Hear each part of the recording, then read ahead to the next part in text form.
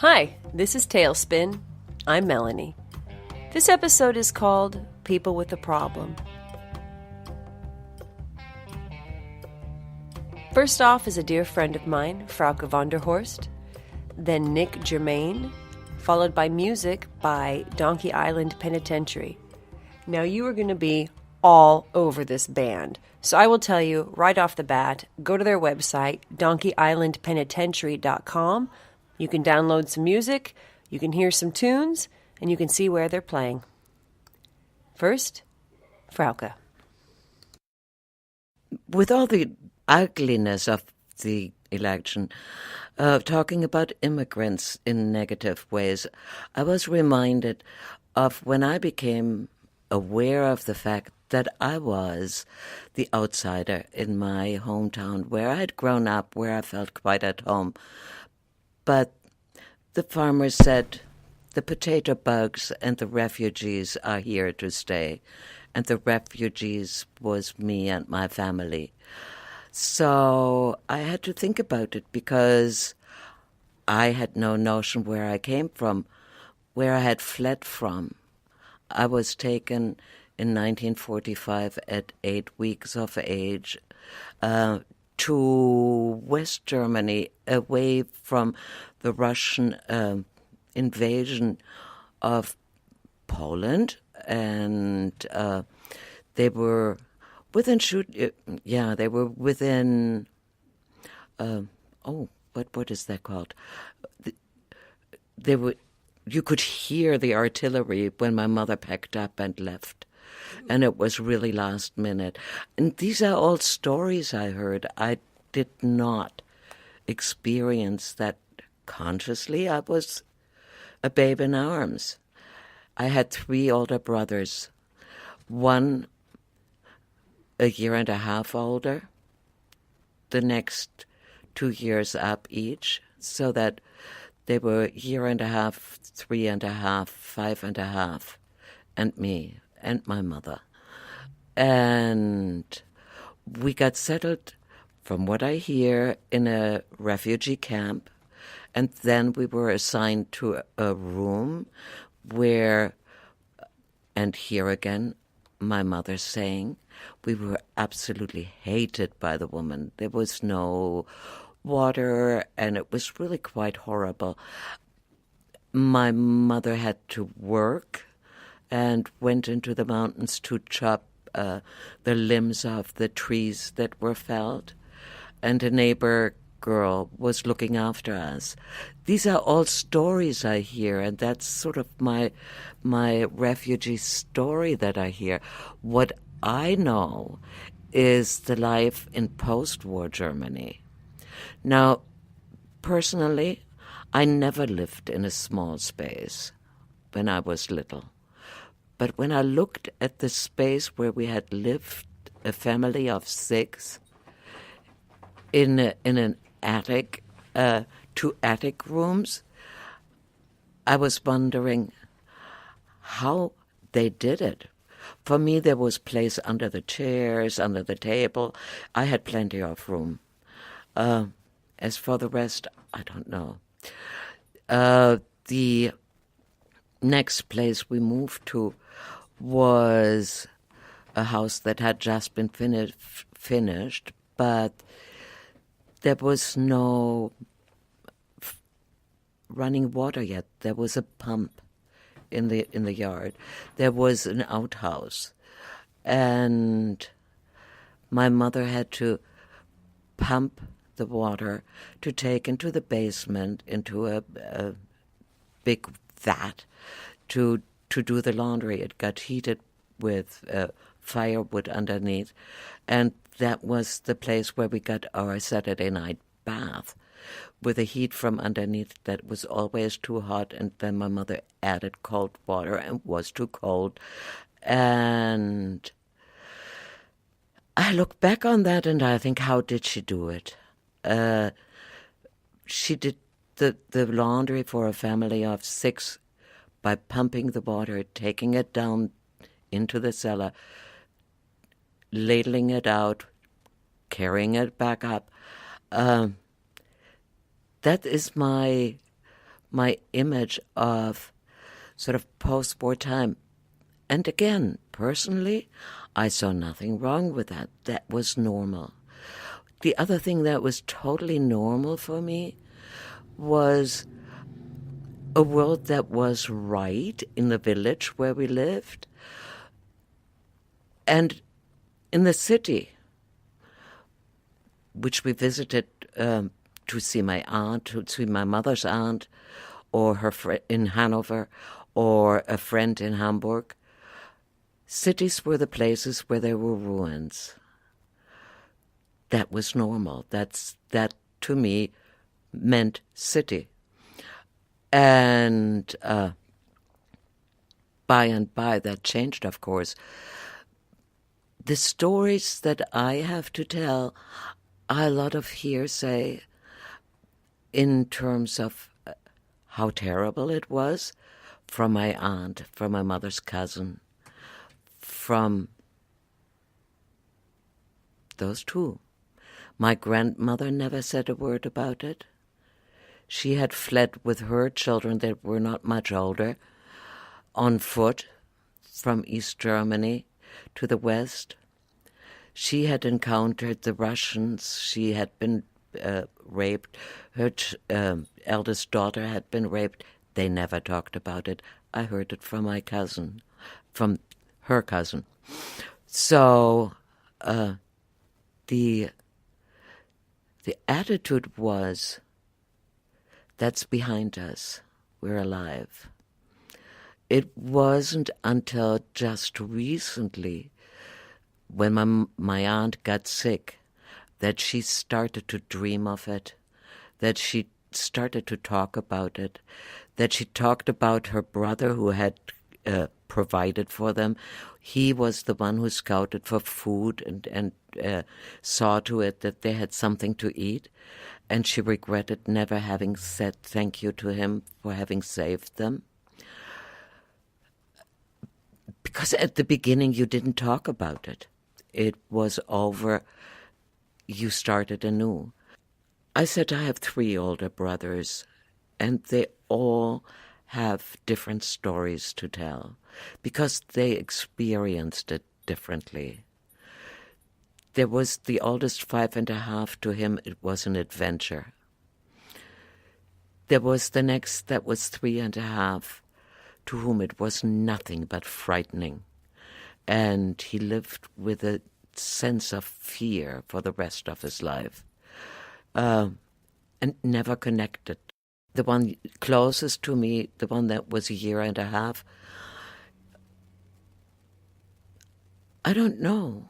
He did not have much to tell about it. Well, he didn't talk about it. It is really the brother that lived with the fear who talked about it.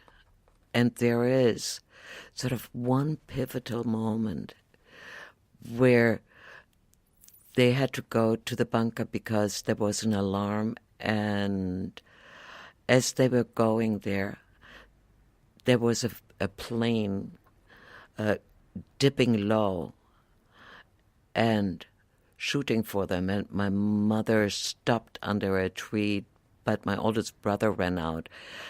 And so the fearful one says, the blood-curdling scream that he heard from my mother at that moment is something he can never forget. And so the different levels of fear that come into your life, that with being a refugee, if you're conscious of it, it is the youngest of the refugees that grow up with a normal life of being in a camp, a normal life of being on the run, because they don't know anything else. And it is the ones that are conscious. As I met this Syrian family now recently with 4 children, like we had been, 1 infant, and then different levels of age. One of the kids was in 3rd grade already. He had made friends. He spoke German. He translated for us. There was one in 6th grade who was totally disturbed, and he didn't speak either in his language or in German much. So we don't know what happens. But I think if we know what their life is like, we will not talk of them as a problem, but we will talk of them and think of them as people with a problem, and we will help as much as we can.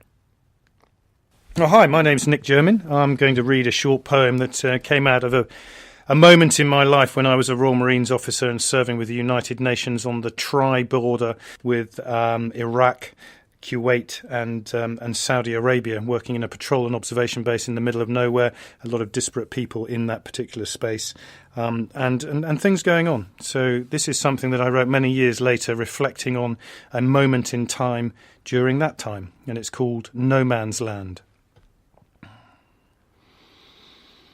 I step out of the white Toyota 4Runner and hear the mothers wail. Across the Iraqi border, through the double layers of steel wire and across the no man's land, I ease my light blue beret onto my head, check my pockets are done up, my trousers tucked into my boots. That I look the part, I take off my sunglasses, I've seen the adverts, and throw them onto my just vacated seat, slamming the door shut. A helicopter is approaching. I can hear its muffled beating of the air to the north, flying down the border from HQ where the hospital is. My partner, a Malaysian, stays in the vehicle, thankfully. He is not known for his tact. We have stopped between an area now cordoned off for the helicopter to land in and a Kuwaiti police patrol who are agitated. They don't like Iraqis and want to stop the mother and her child from crossing the border into their country for the help they need. None of us heard the explosion, or planted the mine that has brought our eclectic party together here in this forsaken place. I'm a soldier, a commando, a Royal Marine, but today I'm a diplomat and a human being as well. I walk slowly through the heat across the hard, wind-blasted sand, with no armour and no ostensible weapon, except my beret and the authority it betokens. The Kuwaitis are angry and excited. Anywhere else I might think them a little drunk and dangerous. They are pointing their American rifles at the woman and her child. I take off my beret before the helicopter does, and push it deep into my trouser leg pocket. The sun hits my head hard, and trickles immediately onto my forehead. I squint ahead, and see a rifle pointed at me.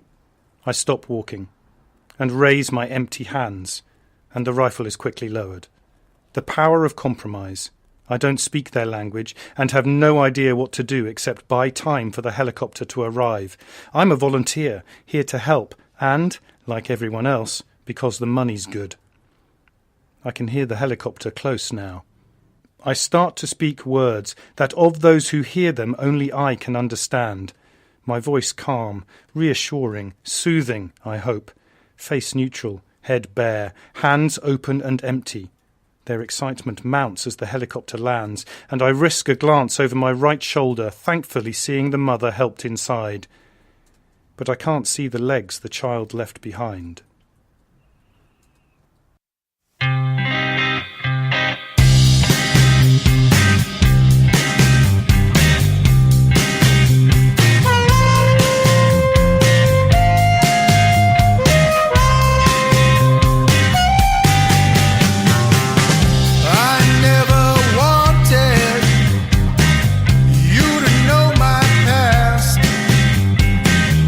Where I came to Boston, you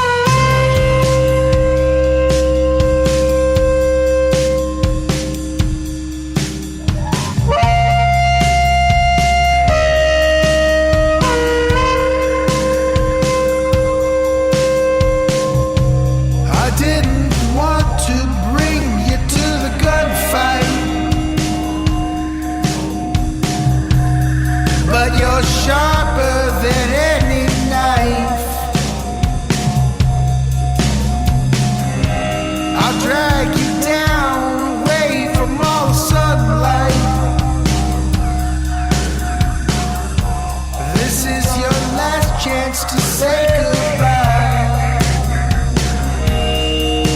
Goodbye. Goodbye. I thought I wanted a quiet life at last, but I think I'm happy now that we're surrounded.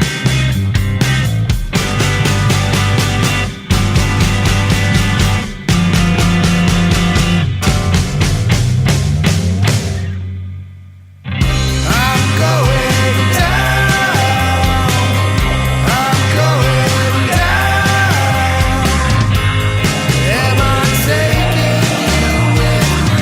I'm going down. I'm going down. Are you coming? Are you coming? I'm going down. I'm going down.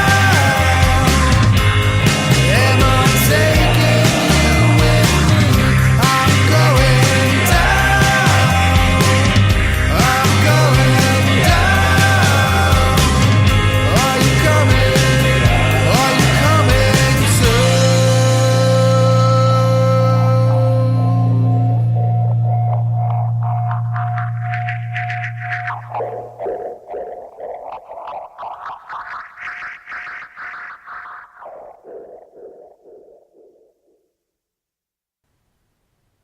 You're listening to Tailspin, and that was I'm Going Down by Donkey Island Penitentiary.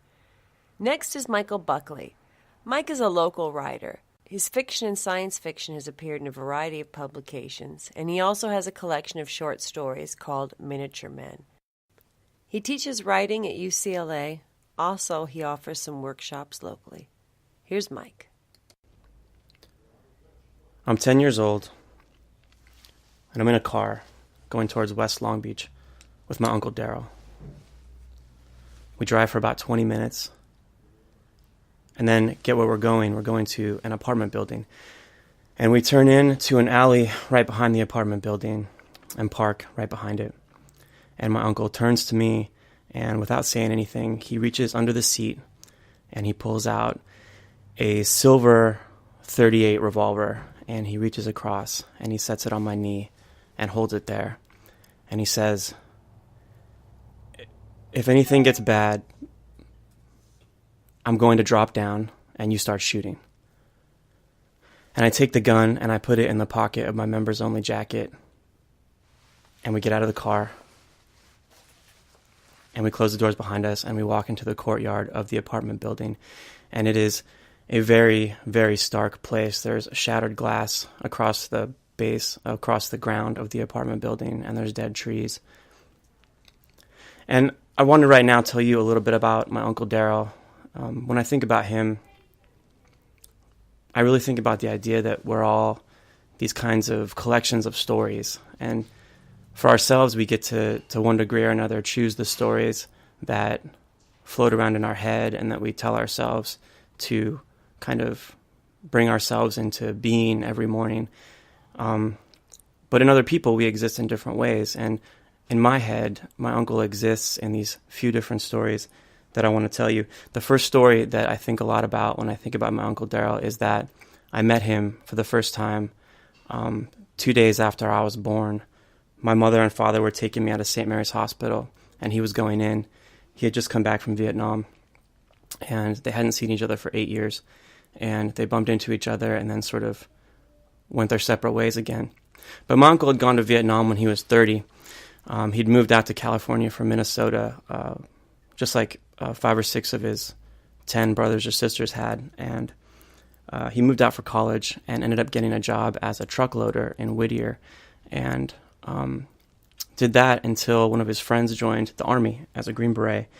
And at that time, Daryl joined a company called Sealand, which was a private contractor for the government and would do things like drop, military supplies into Cambodia, which was something the government wouldn't admit to doing at the time. They'd use private contractors to do it. So Daryl was basically like a spy in Vietnam. And as I grew up, he would tell me all about the sort of different stark things he had done there and he had seen there. And the second story that I would say about him is that when I was about 7, I told my uncle that I was terrified of spiders. And that was true because I was the kind of kid who would like see a spider on my arm and just fall into this like freeze and not be able to move and kind of be stuck there. And so a couple days after I told my uncle that, he showed up at my parents' house. We lived right across the street from him. And he asked my mom and dad if he could hire me to do a job for him. And they said yes. And he took me across the street and he used a claw hammer to break off the access point to the crawl space under his house.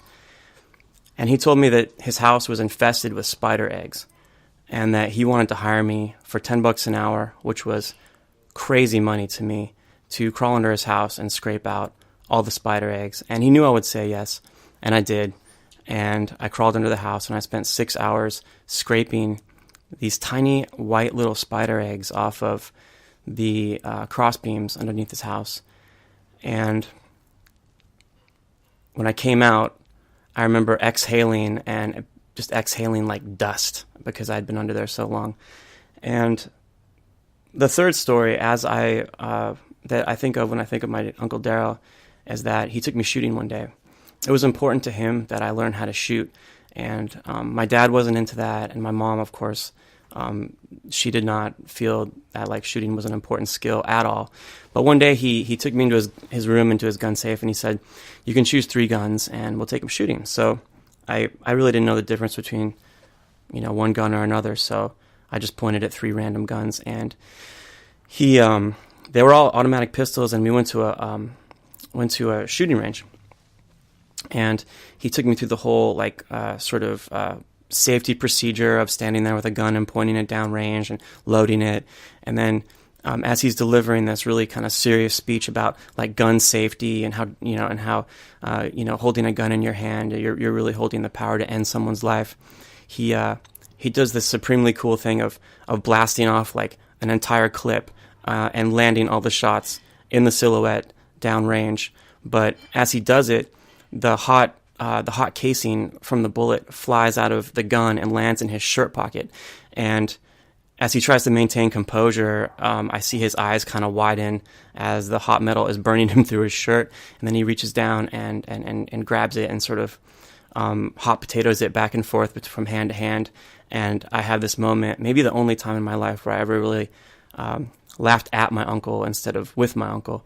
And those 3 stories for me, I think, kind of get across the feeling that I have about him. And the feeling back then, at least, was not just that I wanted to be like him. It was so much stronger than that. I wanted to literally be him. I wanted to be born in Minnesota and live in a cold, difficult childhood, the only Irish Catholic family in the city, and with a dad who, left every 2 days to go 10 bar in Minneapolis. I wanted to come to California, and I wanted to fight in the dive bars that he said he fought in, and I wanted to go to Vietnam, and I wanted to see the things that he had seen and feel the fear that he had felt, and I wanted to fall in love with the women that he had fallen in love with. And I had, even at that age, this kind of sadness because I had the really naive thought that surely Vietnam wouldn't happen again, war wouldn't happen again, people wouldn't engage in that kind of insanity again. But that brings us back to that moment as I'm walking behind him through the courtyard. And we get to the sidewalk on the other side, and he turns the corner, and I turn the corner. And there's a man who has parked his motorcycle in the middle of the sidewalk. He's big. He's got a beard. He's got these blurry tattoos from his wrists to his shoulders. He's wearing a white shirt that is stained and the sleeves are cut off. And my uncle walks towards him, and my uncle says, "I thought I told you not to park this fucking motorcycle in the middle of the sidewalk." And there's this silence, and I'm wondering what the bearded man is going to say. and I'm wondering what my uncle's going to do. And I'm holding the gun in the pocket of my jacket. My hand's sweating against the metal. And the man looks at the ground, not at my uncle. He looks straight at the sidewalk. And I look at the sidewalk, and it makes me think about how my uncle wears these silly racquetball shoes, these pristine white shoes, and how he walks on his toes in this kind of odd pigeon-toed kinetic way that now, as an adult, I associate with boxers. But back then, I just thought it was odd. I just thought it was sort of, he seemed really nervous all the time. But the man looks down, and my uncle steps back. And my uncle raises his fist, and he cocks it back, and he knocks one of the mirrors off the side of the motorcycle. And the same silence is there, like, what's the man going to do? What's my uncle going to do? What am I going to do? And I wonder if something bad happened, if I really would be able to take this gun out of my pocket. And that thought is such a weird, odd thought in my mind. It's almost like a wound inside your mouth. I can't leave it alone, but I can't understand it either. And my uncle cocks his hand back again, and he punches the other mirror off the side of the motorcycle. And he steps close to the man, and he gets about an inch away from him. And the man keeps his eyes on the sidewalk and doesn't say anything. And Daryl stares at him, and the man doesn't say anything. And then Daryl steps back and kicks his motorcycle over, and then walks past me, and I follow him. We walk back through the courtyard, back into the alley. I stand by the car as he unlocks my door, and then I get inside, and he looks at me, and he has the weirdest look on his face, and he says, "Why are you crying?" And he reaches across my body, and he pulls the gun out of my pocket, and he pops the cylinder open, and he says, "There's no bullets."